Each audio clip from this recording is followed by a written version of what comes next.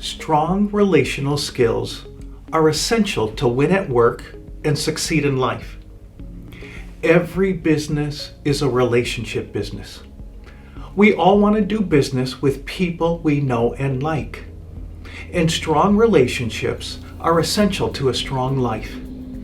In this video, I'm going to share with you the best way to connect with others and give you 3 practical strategies to carry it out.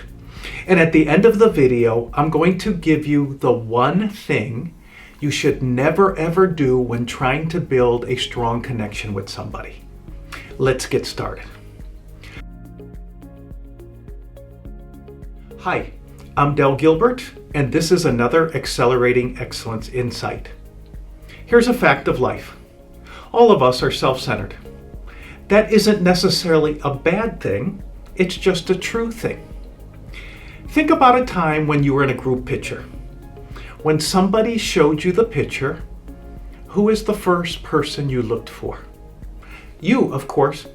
It's our default mode. But in order to connect with others, we need to get out of default mode. The best way to connect with others is to be others-oriented. Dale Carnegie once said, "You can make more friends in 2 months by being interested in others than you can in 2 years by trying to get other people interested in you." Do an experiment sometime. When you're with a group of people, mentally step back and observe how often in a conversation people bring the subject back to themselves. If somebody starts talking about their pet, somebody else immediately begins talking about their pet.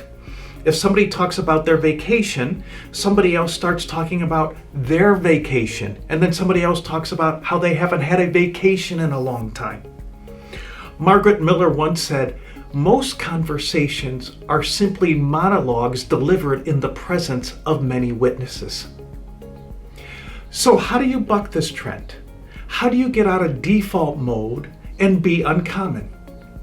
Here are the 3 strategies for being others-oriented.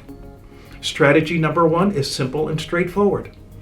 Take a genuine interest in others and ask others about themselves.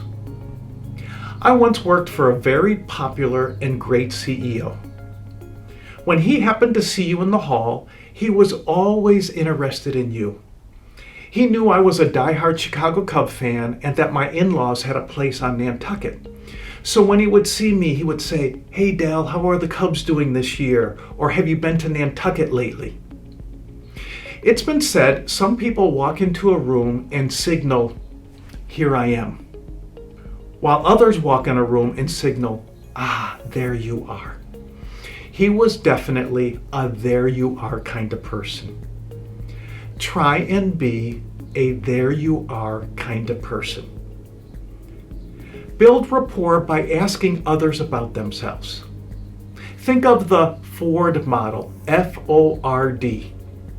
Family, occupation, recreation, and if you really get to know somebody, you can ask them about their dreams. Here are some questions you could ask someone to build rapport. Tell me about your family. If you know they have a formal occupation, you could ask what kind of work they do. You could ask what hobbies or interests they have. And I know these questions may seem odd, but that's because it's so unusual for someone to be others-oriented. When I hosted new hire orientation at an organization, I had a set of prepared questions to build rapport with new employees on their first day. For example, I would say, "How did you hear about this position?" Or "Where did you work before?" The company was in southern New Hampshire, so I would say, "Are you originally from New England?" So strategy number 1 is build rapport by asking others about themselves. Strategy number 2, once you ask somebody about themselves, give the person your full attention. Be genuinely interested. People are fascinated if you're interested in them. Be curious. Ask follow-up questions like, "What's a typical day of work like for you?" "How did you get into that field of work?" Or "What made you interested in that hobby?" You might be saying, well, what about me? I want to talk about me. Once you ask others about themselves, most people will likely be interested in you too. A good conversation is like ping pong. The conversation goes back and forth. The most boring people in the world are those who are all wrapped up in themselves. Lisa Kirk once said, a gossip is somebody who talks to you about others. A bore is somebody who talks to you about themselves. And a brilliant conversationalist is somebody who talks to you about you. Strategy number 3, express empathy.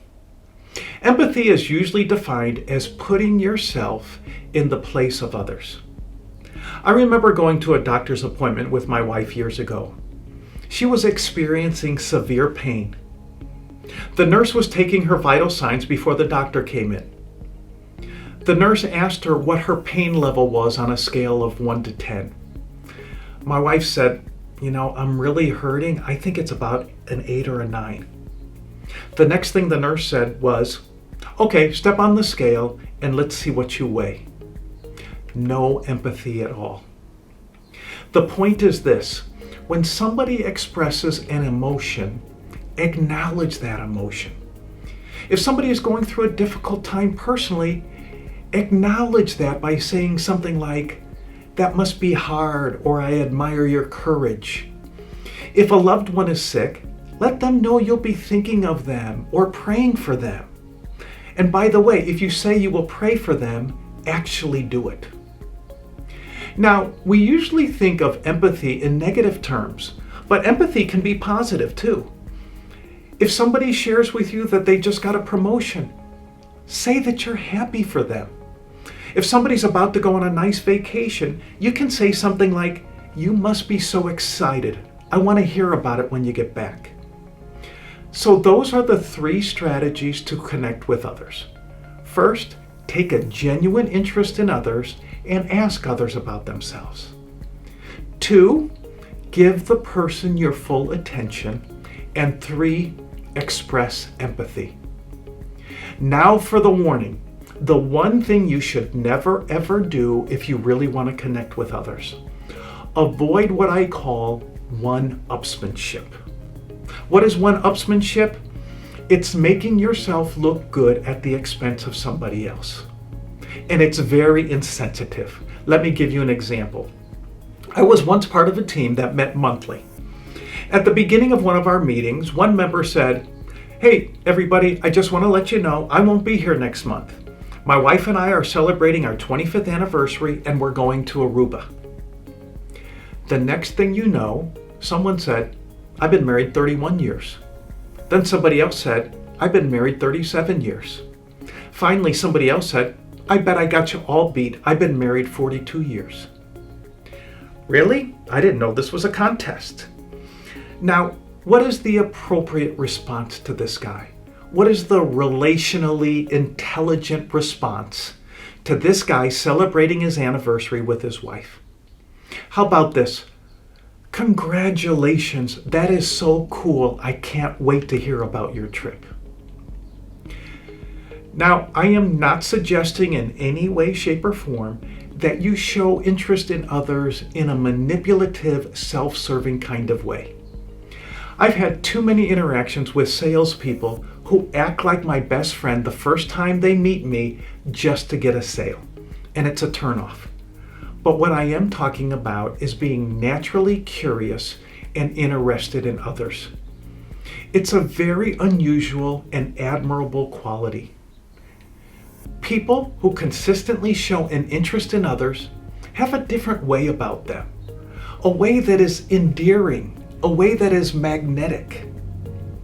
It doesn't come natural, but with practice you can get better and better at it. So the best way to connect with others is to be others-oriented. To make more impact in your relationships, try spending less time trying to impress others and more time being impressed by others.